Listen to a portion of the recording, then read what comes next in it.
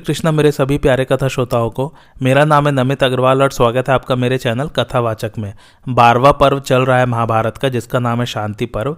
और पिछले एपिसोड में हम लोगों ने पढ़ा था कि राजा युधिष्ठिर का राज्याभिषेक हो गया है श्री कृष्ण द्वारा, और फिर राजा युधिष्ठिर भगवान श्री कृष्ण की स्तुति करने लग जाते हैं। आइए आज की कथा आरंभ करते हैं। धर्मराज ने जब सभा में भगवान श्री कृष्ण की स्तुति की तो उन्होंने भी अत्यंत प्रसन्न होकर राजा युधिष्ठिर का अभिनंदन किया। तदंतर राजा ने दरबार में आए हुए प्रजाजनों को विदा कर दिया। वे सब लोग उनके आगे से अपने अपने घर चले गए। इसके बाद युधिष्ठिर ने भीमसेन, अर्जुन, नकुल तथा सहदेव को सांत्वना देते हुए कहा, प्रिय बंधुओं, गत महासमर में शत्रुओं ने नाना प्रकार के अस्त्र शस्त्रों का प्रहार करके तुम्हारे शरीर को बहुत घायल कर दिया है। इससे तुम बहुत थक गए हो और विशेष कष्ट उठा चुके हो। अतः अब जाकर प्रसन्नता के साथ आराम करो। विश्राम के अनंतर जब तुम्हारा चित्त स्वस्थ हो जाएगा तो फिर कल मैं तुम लोगों से मिलूंगा। तत्पश्चात राजा धृतराष्ट्र के आगे से युधिष्ठिर ने दुर्योधन का महल भीमसेन को अर्पण कर दिया। उसमें बहुत सी अट्टालिकाएं शोभा दे रही थी। वहां रत्नों का भंडार भरा था और बहुत सी दास दासियां सेवा के लिए प्रस्तुत थी। महाभाव भीम उस महल में चले गए। दुर्योधन का राजमहल जैसा सजा हुआ था वैसा ही दुशासन का भी था। उसमें भी प्रासाद मालाएं शोभा पा रही थी। वह भवन सोने की बंधनवारों से सजाया गया था। धन धान्य और दास दासियों से भरपूर था। राजा के आगे से वह महाबाहु अर्जुन को मिला। दुर्मर्शन का महल तो दुशासन से भी सुंदर था। वह सोने और मड़ियों से सजा होने के कारण कुबेर के राजभवन को भी मात करता था। उसे धर्मपुत्र युधिष्ठिर ने नकुल को दिया। दुर्मुख का स्वर्ण मंडित महल भी कम सुंदर नहीं था। वह सहदेव को दिया गया। युयुत्सु, विदुर, संजय, सुधर्मा और धौम्य ये लोग अपने अपने पहले के ही स्थानों में जाकर विराजमान हुए। भगवान श्री कृष्ण सात्यकी को साथ लेकर अर्जुन के महल में चले गए। इस प्रकार सब राजाओं ने अपने अपने स्थान पर खान पान करके बड़ी प्रसन्नता के साथ रात व्यतीत की। धर्मराज संपूर्ण नगर की प्रजा को संतुष्ट करके भगवान श्री कृष्ण के पास गए और हाथ जोड़कर खड़े हो गए। उन्होंने देखा भगवान रत्नों तथा सुवर्ण से भूषित एक बड़े पलंग पर बैठे हुए हैं। उनकी श्याम सुंदर छवि नील मेघ के समान सुशोभित हो रही है। शरीर से तेज बरस रहा है और उनके अंग अंग में दिव्य आभूषण शोभा पा रहे हैं। उनका पीताम्बरी धारी श्याम विग्रह स्वर्ण जटित नीलम के समान जान पड़ता है। वक्षस्थल पर कौस्तुभ मणि चमक रही है। इस मनोहर झांकी की तीनों लोकों में कहीं भी उपमा नहीं है। दर्शन के पश्चात भगवान के निकट पहुंचकर राजा युधिष्ठिर मुस्कुराते हुए बोले, भगवान, आप ही की कृपा से हमने राज्य पाया है। आप ही की दया से हम विजयी हुए और धर्म से भ्रष्ट नहीं होने पाए। इस प्रकार राजा ने कई बातें कही पर भगवान ने उनका कुछ भी उत्तर नहीं दिया। उस समय वे ध्यान मग्न हो रहे थे। उनको इस स्थिति में देखकर युधिष्ठिर ने कहा, भगवान, यह क्या, आप किसी का ध्यान कर रहे हैं? यह तो बड़े आश्चर्य की बात है। माधव, आपके रोंगटे खड़े हो गए हैं। शरीर जरा भी हिलता नहीं। बुद्धि तथा मन भी स्थिर है। आपका यह विग्रह काठ, दीवार और पत्थर की तरह निचेष्ट हो रहा है, हिलडुल नहीं रहा है। जहां हवा नहीं है उस स्थान में जैसे दीपक की लौ कांपती नहीं, एकातर जलती रहती है, उसी तरह आप भी स्थिर है, मानो पाषाण की मूर्ति हो। यदि मैं सुनने का अधिकारी हूँ और यह मुझसे छिपाने की बात न हो तो आप मेरे संदेह को दूर कीजिए। मैं आपकी शरण में आकर बारंबार याचना करता हूँ। पुरुषोत्तम, आप ही इस जगत को बनाने और बिगाड़ने वाले हैं। आप ही क्षर और अक्षर पुरुष है। आपका न आदि है न अंत। आप सबके आदि कारण है। मैं आपका शरणागत भक्त हूँ और माथा टेककर आपके चरणों में प्रणाम करता हूँ। आप मुझे इस ध्यान का रहस्य बता दीजिए। युधिष्ठिर की प्रार्थना सुनकर मन, बुद्धि तथा इंद्रियों को अपने अपने स्थान पर स्थापित करके भगवान श्री कृष्ण मुस्कुराते हुए बोले, भैया, बाढ़ शैया पर पड़े हुए भीष्म जी इस समय मेरा ध्यान कर रहे हैं, इसलिए मेरा भी मन उनमें लग गया है। जिन्होंने 23 दिन तक परशुराम जी के साथ युद्ध किया तो भी उनसे परास्त न हो सके, वही भीष्म जी संपूर्ण इंद्रियों की वृत्तियों को एकाग्र कर बुद्धि के द्वारा मन को भी अपने अधीन करके मेरी शरण में आ गए थे, इसलिए मेरा भी मन उनमें लग गया। भगवती गंगा ने जिन्हें विधिवत अपने गर्भ में धारण किया, जिन्होंने महर्षि वशिष्ठ जी से शिक्षा पाई, जो संपूर्ण दिव्यास्त्रों तथा अंगों सहित चारों वेदों के ज्ञाता हैं, संपूर्ण विद्याओं के आधार हैं, भूत, भविष्य और वर्तमान जिनकी दृष्टि के सामने हैं, उन धर्मात्माओं में श्रेष्ठ भीष्म जी के पास इस समय में मन ही मन पहुंच गया था। नर श्रेष्ठ भीष्म जी के स्वर्गवासी हो जाने पर यह पृथ्वी अमावस्या की रात के समान श्रीहीन हो जाएगी। इसलिए आप गंगा नंदन भीष्म जी के पास चलकर उनके चरणों में प्रणाम कीजिए और आपके मन में जितने संदेह हों उन सबको उनसे पूछिए। धर्म, अर्थ, काम और मोक्ष, इन चारों पुरुषार्थों के स्वरूप को होता, उद्गाता, ब्रह्मा और अध्वर्यु से संबंध रखने वाले यज्ञादि कर्मों को तथा चारों आश्रमों और राजाओं के समस्त धर्मों को आप उनसे पूछिए। कौरव वंश का भार संभालने वाले भीष्म रूपी सूर्य जिस समय अस्त हो जाएंगे उस समय सब प्रकार के ज्ञानों का प्रकाश नष्ट हो जाएगा। इसलिए मैं आपको वहां चलने के लिए कहता हूँ। भगवान श्री कृष्ण की यथार्थ बातें सुनकर युधिष्ठिर का गला भर आया। वे नेत्रों से आंसू बहाते हुए कहने लगे, माधव, आप भीष्म जी का जैसा प्रभाव बतला रहे हैं वह सब ठीक है, उसमें संदेह के लिए गुंजाइश नहीं है। मुझे भी उनका प्रभाव मालूम है। उनके महान सौभाग्य और प्रभाव के विषय में मैंने कई महात्मा ब्राह्मणों की बातें सुनी है। आप तो संपूर्ण जगत के विधाता ही हैं। आप जो कुछ कह रहे हैं उसमें अन्यथा विचार करने की आवश्यकता नहीं है। भगवान, यदि आप मुझ पर अनुग्रह करना चाहते हो तो आपको ही आगे करके हम लोग भीष्म जी के पास चलने का विचार करते हैं।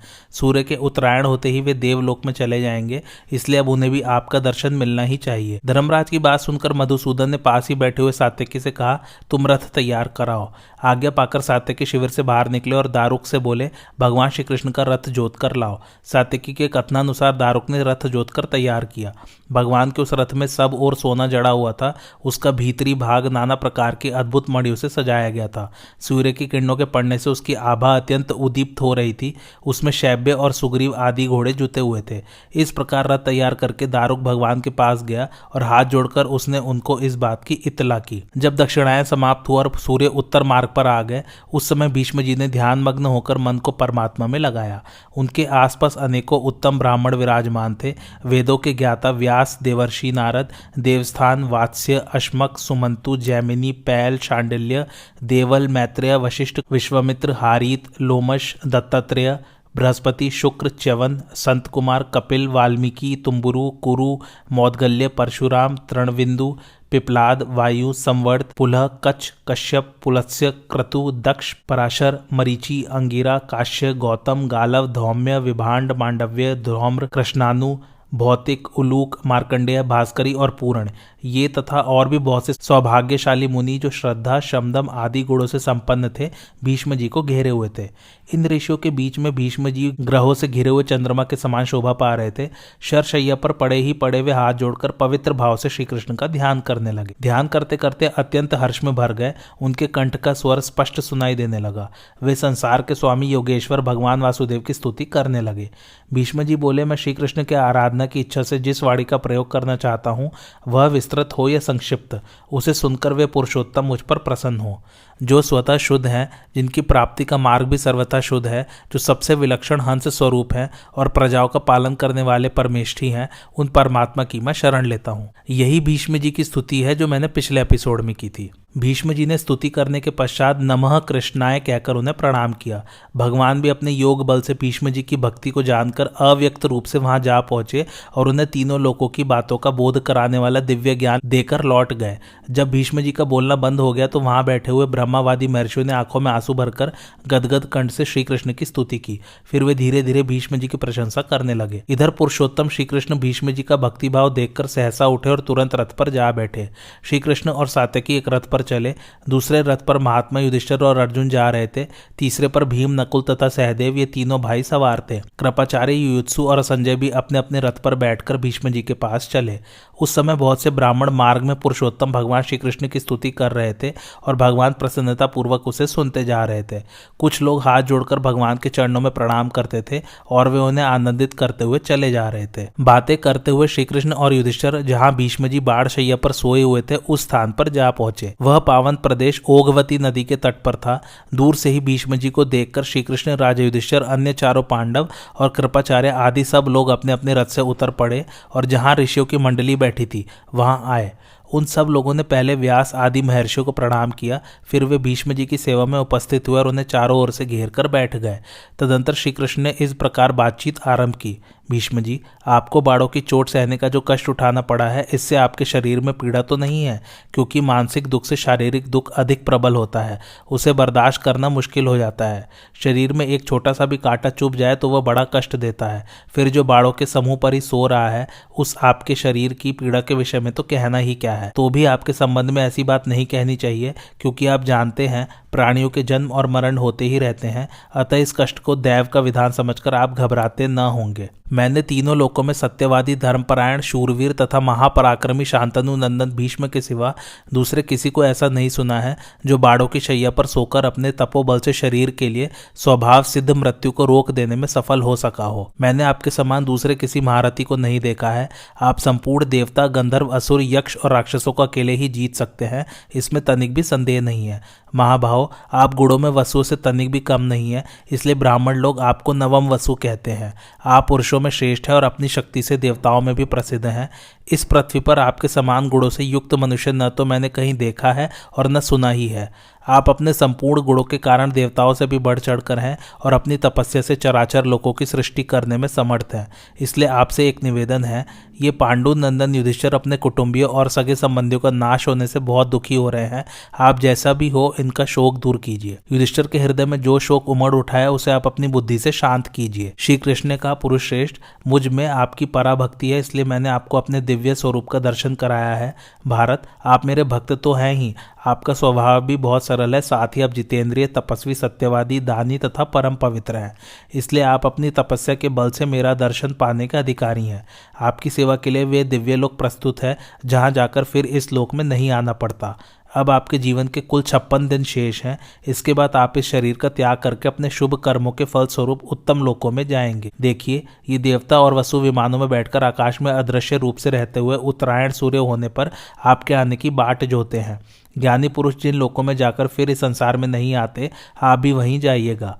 वीरवर, इस लोक से आपके चले जाने पर सारे ज्ञान लुप्त हो जाएंगे, अतः ये सब लोग धर्म का विवेचन कराने के लिए आपके पास आए हैं। इसलिए अब आप युधिष्ठिर को धर्म, अर्थ और योग की यथार्थ बातें सुनाकर शीघ्र ही इनका शोक दूर कीजिए। श्री कृष्ण का यह धर्म और अर्थ से युक्त वचन सुनकर शांतनु नंदन भीष्म ने दोनों हाथ जोड़कर कहा, जगदीश्वर, आपकी बड़ी बाहें हैं, कल्याणकारी नारायण, आप अपनी महिमा से कभी च्युत नहीं होते। आज आपकी बात सुनकर मैं आनंद में मग्न हो रहा हूँ। भला मैं आपके समीप क्या कह सकूंगा, जबकि वाणी का जो कुछ भी विषय है वह सब आपकी वेद रूप वाणी में स्थित है। जो मनुष्य देवराज इंद्र के निकट देवलोक का वृतांत बताने का साहस कर सके, वही आपके सामने धर्म, अर्थ, काम और मोक्ष की बात कह सकता है। मधुसूदन, इन बाड़ों के गड़ने से जो कष्ट हो रहा है उससे मेरे मन में बड़ी वेदना है। सारा शरीर पीड़ा के मारे शिथिल हो गया है, बुद्धि काम नहीं देती। अब मुझ में कुछ भी कहने की प्रतिभा नहीं है। विष और आग के समान ये बाण मुझे निरंतर पीड़ा दे रहे हैं। बल कम होता जा रहा है, प्राण निकलने को तावले हो रहे हैं। कमजोरी के कारण जीभ तालू में सट जाती है। ऐसी दशा में मैं कैसे बोल सकता हूँ? भगवान, आप मुझ पर प्रसन्न होइए, क्षमा कीजिए, मैं कुछ बोल नहीं सकता। आपके पास धर्मोपदेश करते समय बृहस्पति को भी हिचक हो सकती है, मेरी तो बिसात ही क्या है। मुझे न दिशाओं का ज्ञान है, न आकाश और पृथ्वी का ही भान हो रहा है। केवल आपकी शक्ति से जी रहा हूँ, इसलिए आप ही जिसमें धर्मराज का हित हो वह बात बताइए, क्योंकि आप शास्त्रों के भी शास्त्र हैं। श्री कृष्ण, आप जगत के कर्ता और सनातन पुरुष हैं। आपके रहते मेरे जैसा कोई भी मनुष्य कैसे उपदेश कर सकता है? क्या गुरु के होते हुए शिष्य उपदेश देने का अधिकारी है? श्री कृष्ण का, गंगा नंदन, आपने जो बात कही है वह सर्वथा आपके योग्य है, क्योंकि आप सब विषयों के ज्ञाता हैं। इसके सिवा बाड़ों के प्रहार से होने वाले कष्ट के विषय में जो कहा है उसके लिए मैं प्रसन्न होकर आपको वर देता हूँ, उसे स्वीकार कीजिए। अब से आपको न ग्लानि होगी, न मूर्छा, न दाह होगा, न रोग, भूख और प्यास का कष्ट भी जाता रहेगा। आपके अंतःकरण में सब प्रकार के ज्ञान भासित होंगे।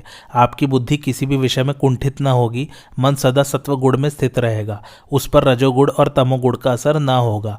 आप जिस किसी धर्म या अर्थयुक्त विषय का चिंतन करेंगे उसमें आपकी बुद्धि सफलतापूर्वक आगे बढ़ती जाएगी।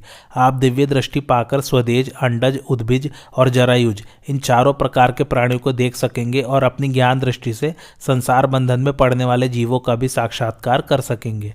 इतने ही में सूर्यदेव पश्चिम में अस्त होते दिखाई देने लगे। उस समय सब महर्षि उठकर खड़े हो गए और श्री कृष्ण भीष्म तथा युधिष्ठिर से जाने के लिए पूछने लगे। तब पांडवों सहित भगवान श्री कृष्ण, सात्यकी, संजय तथा कृपाचार्य ने उन सबको प्रणाम किया। उसके बाद वे धर्मात्मा महर्षि इन लोगों द्वारा सम्मानित हो कल फिर मिलेंगे ऐसा कहकर तुरंत अपने अपने स्थान को चले गए। तत्पश्चात श्री कृष्ण और पांडवों ने भी भीष्म जी से जाने की आज्ञा ली और सबके सब अपने सुंदर रथों पर सवार हो गए। फिर चतुरंगड़ी सेना के साथ वे लोग हस्तिनापुर की ओर चल दिए। भगवान श्री कृष्ण अपने पलंग पर सो रहे थे। जब आधा पहर रात बीतने को बाकी रह गई तो वे जाग उठे और अपने सनातन ब्रह्मा स्वरूप का ध्यान करने लगे। भगवान श्री कृष्ण ने शैया से उठकर प्रातः स्नान किया, फिर गायत्री मंत्र का जप करके अग्नि के पास बैठकर हवन किया।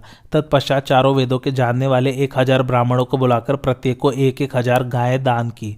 फिर मांगलिक वस्तुओं का स्पर्श करके सात्यकी को आज्ञा दी, युयुधान, राजमहल में जाकर पता तो लगाओ क्या राजा युधिष्ठिर भीष्म जी के दर्शनार्थ चलने को तैयार हो गए हैं। श्री कृष्ण की आज्ञा पाकर सात्यकी तुरंत राजा के पास गए और कहने लगे, राजन, भगवान श्री कृष्ण भीष्म जी के निकट चलने के लिए तैयार हो गए हैं, केवल आपकी बाट जोते हैं, अब आप जो उचित समझे करें। यह सुनकर युधिष्ठिर ने अर्जुन से कहा, धनंजय, मेरा रथ जोत कर तैयार कराओ, आज सेना साथ नहीं जाएगी, सिर्फ हम लोगों को ही चलना है। आगे चलने वाले लोगों को भी आज रोक देना चाहिए। आज से भीष्म जी धर्म के गूढ़ रहस्य को उपदेश करेंगे, अतः जिनकी उससे सुनने में रुचि नहीं है ऐसे लोगों की भीड़ में नहीं जुटाना चाहता। युधिष्ठिर के आगे मानकर अर्जुन ने वैसा ही प्रबंध किया। उन्होंने आकर सूचना दी, महाराज का रथ तैयार है।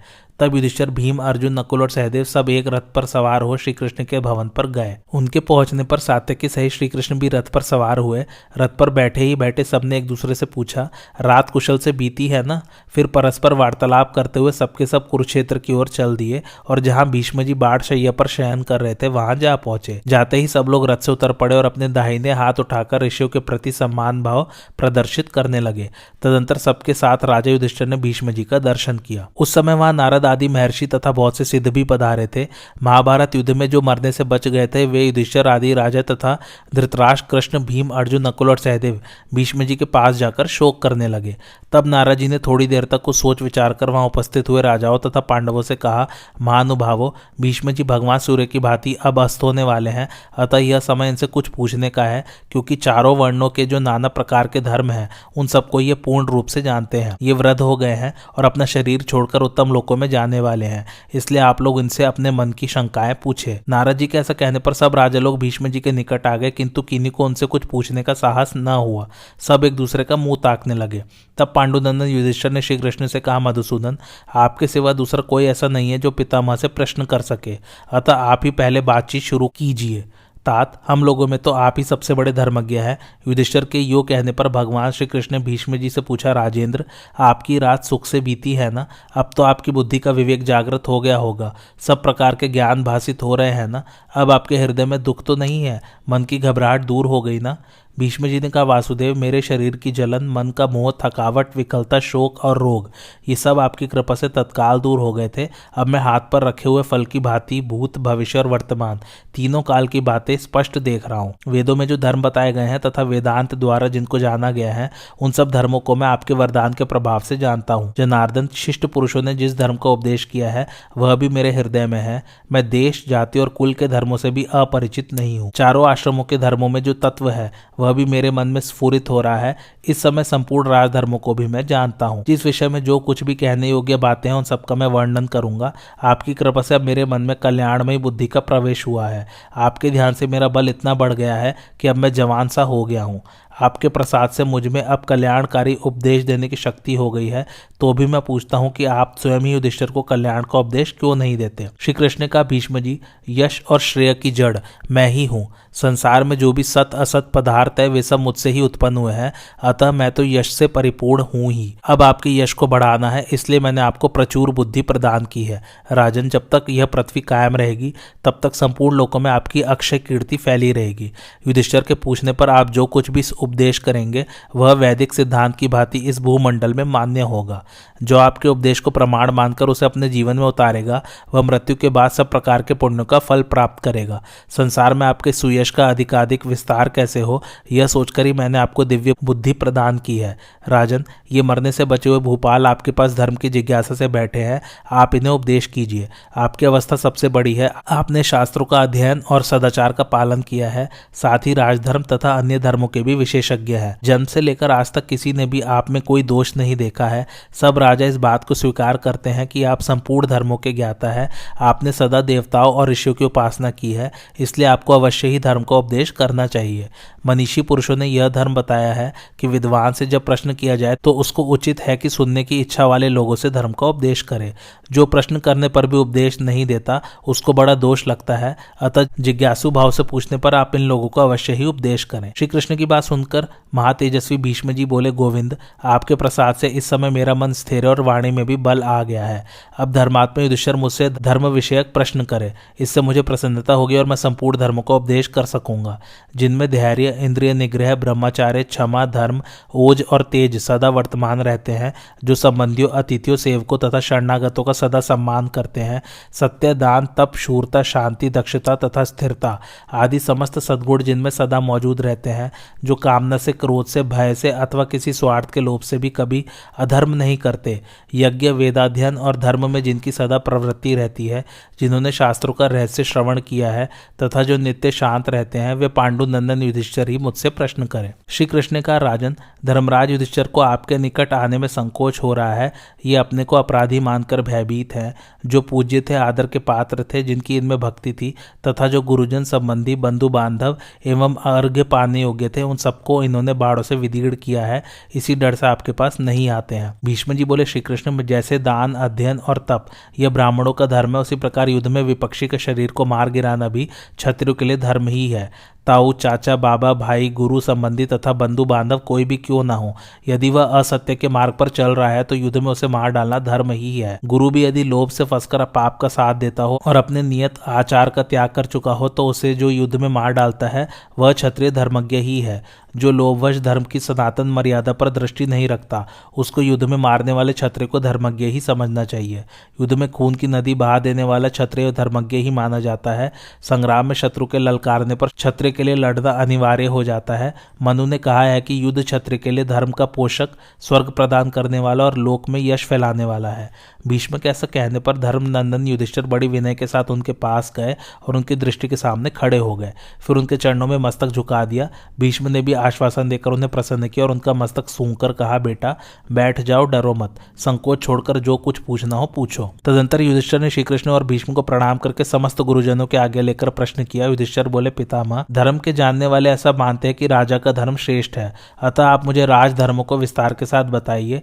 राजा के धर्मों में धर्म, अर्थ, काम और मोक्ष सबका समावेश है, अतः सबसे पहले मेरे लिए राजधर्मों का ही निरूपण कीजिए, क्योंकि आप संपूर्ण धर्मात्माओं में श्रेष्ठ है। हम सब लोगों को आप ही से शास्त्रों का परम रहस्य ज्ञात हो सकता है।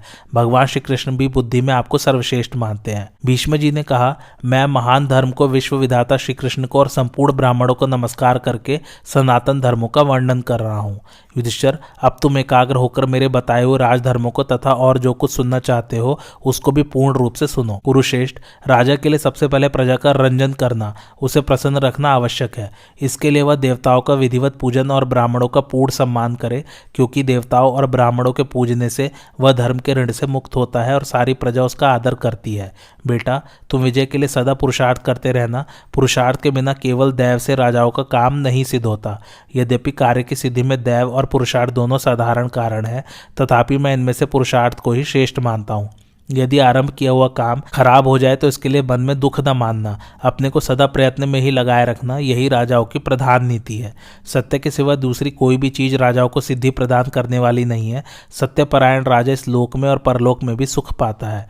जो राजा गुणवान, शीलवान, मन पर काबू रखने वाला, कोमल स्वभाव वाला, धर्मपरायण, जितेंद्रिय, प्रसन्न मुख और बहुत देने वाला है, वह कभी राज्य लक्ष्मी से भ्रष्ट नहीं होता। कुरुनंदन, सदा कोमल बर्ताव करने वाले राजा की बात कोई नहीं मानता और सदा कठोरतापूर्ण शासन करने वाले से भी सब लोग उद्विग्न हो उठते हैं। इसलिए तुम्हें समयानुसार कोमलता और कठोरता दोनों का आश्रय लेना चाहिए। बेटा, तुम ब्राह्मणों को कभी दंड न देना। इतना अवश्य ध्यान रखने की बात है कि ब्राह्मण अपराध करे तो उसे देश निकाले का ही दंड देना चाहिए, उसे शारीरिक दंड देने का विधान नहीं है। तुम सब प्रकार के व्यसनों का परित्याग कर देना, क्योंकि व्यसन में आसक्त हुए मनुष्य का संसार में अपमान होता है। पांडुनंदन, तुम धैर्य का भी कभी त्याग न करना। जो अपराधियों को दंड देने में संकोच नहीं करता और सदा धैर्य रखता है, उस राजा को कभी भय नहीं होता। नौकरों के साथ अधिक हंसी मजाक नहीं करना चाहिए, इसमें जो बुराई है उसे सुनो।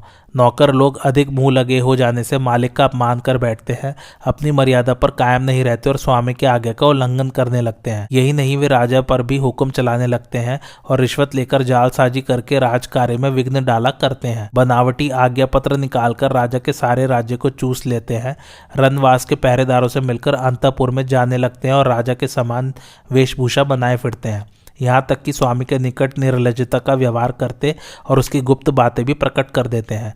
हंसी मजाक करने वाले और कोमल स्वभाव वाले राजा को पाकर भृत्यगण उसकी अवहेलना करने लगते हैं और उसकी सवारी में रहने वाले हाथी घोड़े तथा रथ पर भी अकेले चढ़कर घूमते हैं। आम दरबार में बैठकर दोस्तों की तरह बराबरी का बर्ताव करते हुए कहते हैं, राजन, आपसे इस काम का होना कठिन है, आपका यह बर्ताव बुरा है। राजा को कुपित होते देख हंस देते हैं और उससे सम्मानित होकर भी विशेष प्रसन्न नहीं होते। राज के गुप्त बातों तथा राजा के दोषों को दूसरों पर प्रकट कर देते हैं और उसके आगे को अवहेलना पूर्वक खिलवाड़ करते हुए पूरी करते हैं। पास ही खड़ा होकर राजा सुनता रहता है और वे निर्भय होकर उसके आभूषण पहनने, खाने, नहाने और चंदन लगाने आदि की दिल्लगी उड़ाया करते हैं। उनके अधिकार में जो काम सौंपा गया होता है उसको वे बुरा बताते और छोड़ भी देते हैं। उन्हें जितनी तनख्वाह दी जाती है उतने से संतोष नहीं होता। जैसे लोग डोर में बंधी हुई चिड़िया के साथ खेलते हैं, उसी तरह वे भी राजा के साथ खेलना चाहते हैं और साधारण लोगों से कहते फिरते हैं कि राजा तो हमारे ही हाथ में है, उस पर हमारा ही हुक्म चलता है। युधिष्ठिर राजा जब परिहासशील और कोमल स्वभाव का हो जाता है तो ऊपर बताए हुए तथा दूसरे भी बहुत से दोष प्रकट हो जाते हैं। भीष्म जी कहते हैं, युधिष्ठिर, राजा को उद्योगी होना चाहिए। जो स्त्री की भांति बेकार बैठा रहता है उस राजा की प्रशंसा नहीं होती। राज्य के 7 अंग है: राजा, मंत्री, मित्र, खजाना, देश, किला और सेना। इनमें से किसी के भी विपरीत यदि कोई आचरण करे तो वह गुरु हो या मित्र, मार डालने के ही योग्य है। जो मन पर अधिकार रखता है, जिसने क्रोध को जीत लिया है, जिसे शास्त्र के तात्पर्य का निश्चय है, जो धर्म, अर्थ, काम और मोक्ष के प्रयत्न में लगा रहता है और अपने गुप्त विचार दूसरों पर प्रकट नहीं होने देता, वही राजा होने योग्य है। राजा को चारों वर्णों के धर्मों की रक्षा करनी चाहिए। संसार को धर्म संकरता से बचाना उसका सनातन धर्म है। राजा किसी पर भी विश्वास न करे, विश्वसनीय व्यक्ति का भी अत्यंत विश्वास न करे। राजनीति के 6 गुण होते हैं: संधि, विग्रह, यान, आसन, द्वैधी भाव और समाश्रय। इन सबके गुण दोषों पर सदा दृष्टि रखे, यमराज के समान न्याय करता हो और कुबेर के सदृश धन का भंडार इकट्ठा करे। जो राजनीति के 6 गुण है वो मैं एक एक करके समझाता हूँ। समान बल हो तो लड़ाई जारी रखना विग्रह है। यदि शत्रु दुर्बल हो तो उस अवस्था में उसके दुर्ग आदि पर जो आक्रमण किया जाता है उसे यान कहते हैं। अगर अपने ऊपर शत्रु की ओर से आक्रमण हो और शत्रु का पक्ष प्रबल जान पड़े तो उस समय अपने को दुर्ग आदि में छिपाए रखकर जो आत्मरक्षा की जाती है वह आसन कहलाता है। यदि चढ़ाई करने वाला शत्रु मध्यम श्रेणी का हो तो द्वैधी भाव का सहारा लिया जाता है। उसमें ऊपर कुछ और भाव दिखाया जाता है और भीतर कुछ और भाव रखा जाता है। जैसे आधी सेना दुर्ग में रखकर आत्मरक्षा करना और आदि को भेजकर शत्रु के अन्न आदि सामग्री पर कब्जा करना आदि कार्य द्वैधी भाव नीति के अंतर्गत है। आक्रमणकारी से पीड़ित होने पर किसी मित्र राजा का सहारा लेकर उसके साथ लड़ाई छेड़ना समाश्रय कहलाता है। आज की कथा यहीं समाप्त होती है। कैसी लगी आप लोगों को मेरी कथा मुझे कमेंट करके जरूर बताइए और मेरे चैनल कथावाचक को लाइक, शेयर और सब्सक्राइब जरूर कीजिए। Thanks for watching. धन्यवाद।